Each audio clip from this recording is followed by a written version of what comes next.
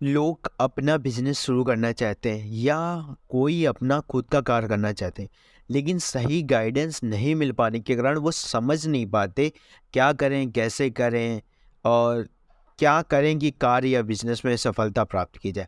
अगर आप भी सफलता की इस यात्रा को जानना चाहते हैं, कैसे अपने बिजनेस को कामयाब करें, यह जानना चाहते हैं कि कामयाब बिजनेस की सफलता की संघर्ष की आत्मकथा की महत्वपूर्ण बातों से प्रेरणा लेकर अपने कार्य में सफलता पाना चाहते हैं, तो आपको यह बुक समरी जरूर सुनना चाहिए। So welcome back on YouTube channels books believer. If you not subscribe this channel, then subscribe channels and hit the bell icon for the get new videos. Okay, so लेखक Bill night जो नाइक के को founder है। नाइक क्या है? नाइक एक shoes company है, उसके को फाउंडर कौन है? Bill nights.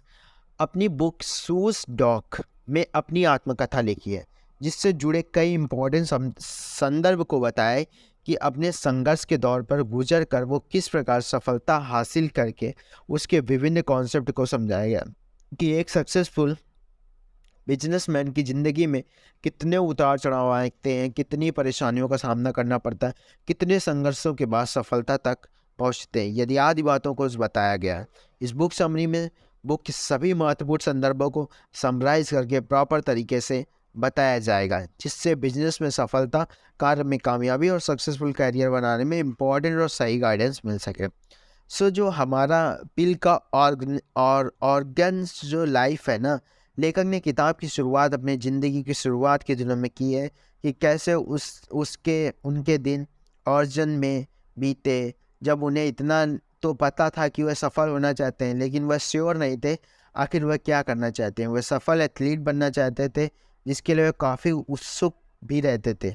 लेकिन जब वह एथलीट बनने के लिए अपने लक्ष्य तक नहीं पहुंच पाए, तो उन्होंने सोचा कि वो किस तरह एथलीट को अपने कार्य से जोड़ पाए, और खुद को कन्विंस किया, और यह हो सकता था वह अपने लक्ष्य को पूरा करने के लिए अपने काम के प्रति समर्पित हो गए। बिल का क्रेजी आइडिया। अपने लक्ष्य को पूरा करने के लिए उन्होंने एक क्रेजी आइडिया आया, जिसके जिक्र उन्होंने अपने पिताजी से किया। वह एक जापान से शूज खरीदकर अमेरिका में एक्सपोर्ट करेंगे। हो सके तो उसके लिए वह दोस्तों और परिवार के सदस्यों को बोलेंगे और भी यात्रा भी करेंगे। उन्होंने कहा वे खुद जाकर जापान जाकर अपने आइडिया को इम्प्लीमेंट करने की कोशिश करेंगे, देखेंगे कि वहाँ उनका आइडिया कितना इम्प्लीमेंट होता है, जिसके लिए वो सबसे राय लेंगे। इस आइडिया को सुनकर उनके पिताजी फाइनेंशियली हेल्प और आइडिया को सहमत दे दी, लेकिन परिवार के अन्य सदस्य इस आइडिया में सहमत नहीं हुए थे। उन्हें लगता था कि ये काफ़ी रिस्क है। फिर भी पिल यात्रा की तैयारी में जापान के बारे में जानकारी जुटाने लग गए। जब वह पढ़ते नहीं थे, तब उस वक्त वह दौड़ा करते थे। उनकी रुचि भी थी कि वह अपने निर्णय लिया, और वह अपने क्लाइमेट्स के को अपने बिजनेस पार्टनर की अपॉर्चुनिटी देंगे क्लासमेट्स को अपने बिजनेस पार्टनर्स की अपॉर्चुनिटी देंगे। और वर्ष 1962 में अपने ड्राइवर के साथ सैन फ्रांसिस्को गए, जहां वह कई दिनों तक अपने दोस्त के घर में रुके।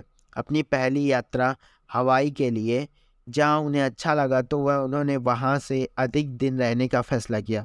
$100 के कंपार्टमेंट में किराए को लेने की सोची और जॉब की, जहां जहां उन्हें इंसाइक्लोफोबिया मतलब विश्व ज्ञान कोश बेचने का काम करना था। लेकिन बिल क्राइट अपने शर्मीले स्वभाव के कारण इंसाइक्लोपीडिस बेचने से मुश्किल महसूस करते थे, तो उन्होंने जापान जाने का निश्चय लिया। जापान और बिजनेस। बिल ने अपने ड्राइवर को हवाई में ही छोड़कर जापान के लिए अकेले निकल गए।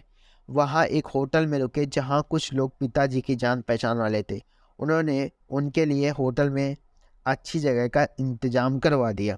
होटल में ही पिल और उनके आइडिया के लिए कुछ नए लोग मिल गए। पिल ने जापान में अपने बिजनेस कैसे करें ये बताया। पिल ने टोक्यो कंपनी के ऑनर से बात की, जिन्होंने अपने इंटरनेशनल बिजनेस की अनुभव पिल से शेयर किए।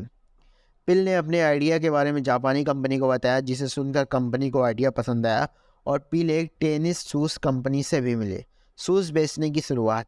पिल ने अपने बिजनेस आइडिया को आगे बढ़ाने के लिए ओनित्सुका के ऑफिस गए, जहां कॉन्फ्रेंस रूम में मीटिंग के दौरान अपने आइडिया की बात की, कैसे वह अपने ब्लू रॉबिन्स स्पॉट को स्टार्ट करना चाहते हैं। पिल ने एडिडास के मुकाबले अपने ब्रांड के लोवेस्ट प्राइस की बात की, और एथलीट के यूज़ की भी की रिक्वायरमेंट बताई, जिससे एग्जीक्यूटिव सुनकर इम्प्रेस हुए। पिल ने यह भी बताया कि क्यों उसकी कंपनी ओनित्सुका शूज़ यूएस में बेचना चाहती है, जिसके लिए एग्जीक्यूटिव और उनकी कंपनी के लिए Blue Ribbon and Onitsuka Tiger shoes को यूएस में बेचने के लिए सहमत हो गए। पिल ने कुछ समय ट्रैवल्स और करना चाहते थे। वह अपने जन्मदिन पर अपने घर वापस चले गए। क्रिसमस के दिन आसपास शू सैंपल जापान पहुंच गए। पिल ने अपनी कंपनी को शू यूनिवर्सिटी के कोच मिस्टर बॉवरमैन को दिखाया, जिन्होंने पिल की कंपनी में बिजनेस पार्टनर बनने में दिलचस्पी दिखाई। मिस्टर बॉवरमैन कोच कंपनी में ज़्यादा हिस्सा नहीं चाहते थे, ना ही हेड बनना चाहते, तो पिल ने उनके साथ 50 एंड 49% की पार्टनरशिप करी। कोच को 49% कंपनी का पार्टनर बनाया। इसके बाद पिल ने ओनित्सुका के लिए 300 पेयर शूज़ मांगे। वेस्ट और डिस्ट्रीब्यूटर के साथ शूज़ जल्द पहुंच गए, तो पिल ने जॉब छोड़ी और शूज़ बेचना शुरू कर दी।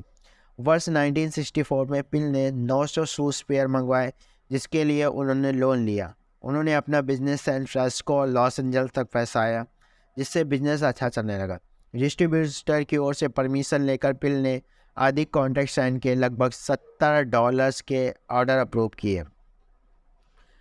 फुल टाइम पहले वो कर्मचारी की नियुक्ति की। बिजनेस की सफलता की शुरुआत पिल ने एक दिन खत मिला, जिसमें टेनिस के लिए इंटरेस्ट के चलते सेम पेयर शूज़ की रिक्वायरमेंट की गई थी। कई लोगों को चाहिए थे। ये खत जॉब जॉनसन ने पिल को भेजा था। इस खत को पढ़कर पिल ने जेफ को फुल टाइम जॉब ऑफर की, जिसको जेफ ने एक्सेप्ट कर लिया और फुल टाइम एक सेल्समैन के रूप में ब्लू रिबन से जुड़ गए। उस समय स्पोर्ट रनिंग बहुत ही फेमस नहीं था, जूता बेचना आसान नहीं था, जिस वजह से जेफ को लगा कि वह कर पाएंगे या नहीं। उसी समय पिल के बैंक और ब्लू रिबन्स के ग्रोथ से रिलेटेड प्रॉब्लम्स हो गई।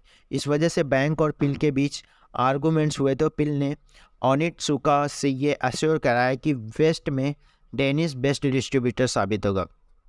पिल बैंक पर निर्भर नहीं रहना चाहता था। ओनित्सुका के ऑर्डर भी डिले हो रहे थे, उसके पास टाइम भी कम था और लोन भी चुकाने थे, तो पिल ने ब्लू रिबन और असफलता के बारे में सोचकर कोई दूसरी जॉब के बारे में सोचना शुरू किया। पिल ने प्राइस वाटर हाउस के जॉब मिल गई, जिसकी इनकम से अधिक भाग उन्होंने ब्लू रिबन में लगा दिया, जिसकी वजह से कंपनी ग्रो करने लगी। एक अकाउंटेंट होने की वजह से पिल ने अपनी कंपनी के सक्सेस और फेलियर के कारण स्टडी की और जानकारी प्राप्त की। पिल ने सीखा कि कंपनी के फेलियर का मुख्य कारण होता है लैक ऑफ कैपिटल। पिल ब्लू रिबन को स्पोर्ट की एक अच्छी कंपनी बनाना चाहते थे, जिसके लिए उन्होंने जॉनसन को 32,500 3,250 शूज़ बेचने का टारगेट दिया, जिसे जॉनसन ने पूरा किया। पिल ने सेंटा मोनिका में एक नया स्टोर खोल दिया। पिल जापान गए, जापानीज के साथ 3 साल कॉन्ट्रैक्ट किया। उन्होंने $20,000 के 5,000 पेयर ऑफ शूज़ ऑर्डर किए। कंपनी के लिए न्यू रिसोर्स कैप्चर्स किया ना। जैसे जैसे समय गुजरा, कंपनी की ग्रोथ होने लगी। पिल ने पुनः 3 साल के कॉन्ट्रैक्ट किया और अपने बिजनेस को एक्सपैंड करने के लिए फोकस किया। पिल ने $1.2 मिलियन बैंक से लेने चाहे, लेकिन मंजूर नहीं थे। पिल ने अपने दोस्त से $80,000 लेने की सोची। जापानी कंपनी पिल ने अपनी ग्रोथ से ज़्यादा खुश नहीं थे। पिल ने अपने सप्लायर से ज़्यादा खुश नहीं की। वो कोई परमानेंट सोल्यूशन नहीं ढूंढ रहे थे, तो वो ओनित्सुका की जगह मैक्सिकन फैक्ट्री कनाडा में जुड़ गए और नया कॉन्ट्रैक्ट साइन कर लिया। पहले ऑर्डर के रूप में उन्होंने 300 शूज़ पेयर का ऑर्डर किया। नई नोटिस कंपनी के नई डिजाइन और नए नाम के साथ जूता डेवलप किया, जिसका नाम नाइक रखा गया था। अब ब्लू रिबन्स के अधिक कैपिटल्स की ज़रूरत थी, लेकिन लोन भी नहीं था। पिल को कनाडा शूज़ अच्छे नहीं लगे, जिस वजह से पिल ने सप्लायर को ढूंढने के लिए उनसे मुलाकात की। निपन रबर्स के हुए सैंपल्स में पिल को पसंद आ गया और 1,000 शूज़ पेयर ऑर्डर कर दिया। वर्ष 1972 में पिल्स ने एक टेनिस शूज़ डिस्कवर किया। उसी समय शिकागो में national associate sport goods execution की शुरुआत हुई थी। उसी समय शूज़ के नाइक निपन रबर के द्वारा मैन्युफैक्चर किए गए थे, जहां पिल ने नाइक जर्सी और शूज़ को एथलीट को न्यू ब्रांड को इंट्रोड्यूस करने के लिए डोनेट किए थे। आशा रखी थी कि एथलीट इन शूज़ को पसंद करेंगे।